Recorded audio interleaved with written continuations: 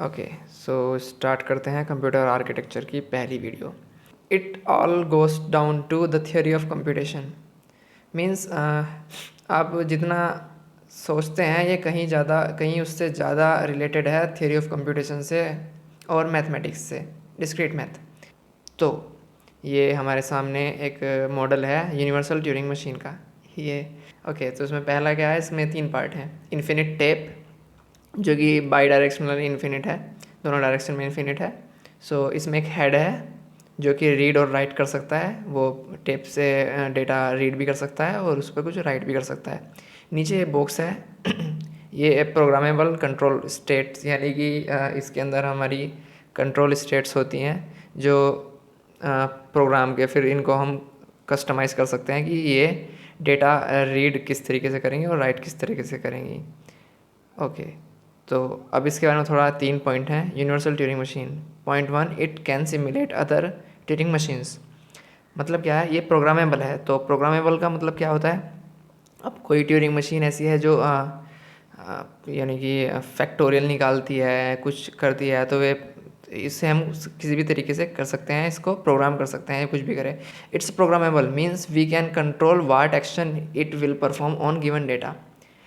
इसमें क्या होता है, इसमें जो डेटा होता है वो टेप पर होता है, इनपुट भी और ये आउटपुट भी टेप पर ही देती है। और जो इसमें जो उसका इंस्ट्रक्शन है कि ये क्या टास्क परफॉर्म करेगी, वो हम करते हैं कंट्रोल स्टेट को प्रोग्राम करके। उसकी मेमोरी टेप से कोई लेना देना नहीं होता, उस पर तो बस इनपुट और आउटपुट ही होंगे। बट हम उसको प्रोग्राम करते हैं, उस बॉक्स को जो हमने नीचे स्टेट बॉक्स था वो, तो ये उसको प्रोग्राम करके होता है। और तीसरा, it can compute any computable thing, यानी कि कोई भी इक्वेशन कुछ भी कंप्यूट कर सकती है क्योंकि ये प्रोग्रामेबल है। ओके, सो अभी हमारे सामने वॉन न्यूमन आर्किटेक्चर है जो कि बिल्कुल उसी की मिमिक करके बनाया गया। आप देख सकते हैं कि इन दोनों में सिमिलरिटी थी। चलिए इसके बारे में देखते हैं। तो इसमें सेंट्रल प्रोसेसिंग यूनिट, यानी कि वो प्रोग्रामेबल कंट्रोल यूनिट है, वही जो उसमें थी, और एक मेमोरी यूनिट है। और ये इनपुट डिवाइस और आउटपुट डिवाइस ये थोड़ा सेपरेट कर दिया, वरना ये दोनों इनको एक बार के लिए छोड़ देते हैं। तो इसमें मेमोरी यूनिट है और हमारी वही कंट्रोल और अर्थमेटिकल लॉजिकल यूनिट है, यानी जो प्रोग्रामिंग करते हैं, प्रोग्रामेबल है। अब von Neumann architecture is real world implementation of Turing machine. तो देखिए, मैथमेटिकली तो पॉसिबल नहीं है इस सीरीज़ में बताना, क्योंकि वो फिर बाद में थ्योरी ऑफ कंप्यूटेशन रिलेटेड हो जाएगी। बट अगर हम उसके दोनों के बॉक्स डायग्राम को देखें तो ये दोनों काफ़ी सिमिलर हैं। दोनों में एक इनपुट टेप है, ये दोनों में टेप है यानी कि मेमोरी है, और रीड राइट की एक हेड है, और एक कंट्रोल या फिर प्रोग्रामेबल स्टेट बॉक्स है। Okay, but how they built such a powerful machine? Answer is discrete mathematics. चलिए आप डिस्क्रीट मैथमेटिक्स के नज़रिए से देखते हैं इसको कि ये कंप्यूटर आर्किटेक्चर है क्या। अब modern computer architecture is implemented using digital circuits which mimic the basic logic blocks. तो बेसिक लॉजिक ब्लॉक्स क्या क्या होते हैं, तो उसके बारे में बात करते हैं। तो ये डिस्क्रीट मैथमेटिक्स में अगर आपने प्रोपोजिशनल लॉजिक पढ़ा हो तो उसमें ये कुछ वे होते हैं ऑपरेटर्स, लॉजिकल ऑपरेटर्स, जैसे कंजक्शन जिसको एंड बोलते हैं, डिसजंक्शन जिसको और बोलते हैं, निगेशन जिसको नॉट बोलते हैं।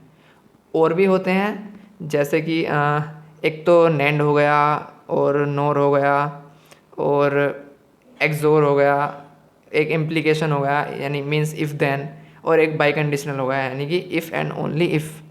बट चलिए उनको छोड़ देते हैं क्योंकि वे इन्हीं 3 से रियलाइज हो सकते हैं। ये 3 बिल्कुल बेसिक हैं। एंड का मतलब है हमने ए और बी 2 इनपुट लगाए एंड गेट पर, तो ये उनको मल्टीप्लाई करता है। मल्टीप्लाई मतलब जैसे 1 मल्टीप्लाई बाय 0 तो उसका आंसर 0 आएगा, इस टाइप से।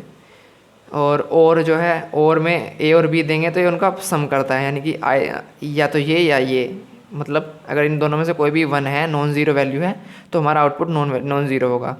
इन logics 1 + 1 is not equal to 2। Y?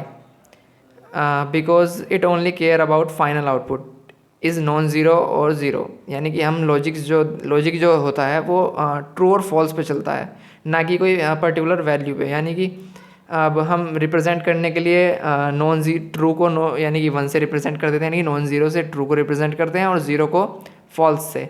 तो इसको बस फॉल्स और ट्रू से मतलब है, इसलिए अगर हम 1 + 1 भी कर रहे हैं और में, तो वो वैल्यू 2 नहीं आएगी, 3 नहीं आएगी, अगर हम बहुत सारा करते हैं तो 5 नहीं आएगी, वो 1 ही आएगी, मतलब कि वो नॉन ज़ीरो है, यानी कि वो ट्रू है। Okay, because logic only care about final output is zero और non zero. Okay, it means yes 1 + 1 is arithmetically 2, but we only take it as 1 because we only care about zero और non zero. इस zero और non zero पे चलता है, true और false पे। It doesn't matter कि वो वैल्यू 2 है, 3 है, एज लॉन्ग एज कि वो नॉन ज़ीरो वैल्यू है, तो उसको वो ट्रू ही मानेगा।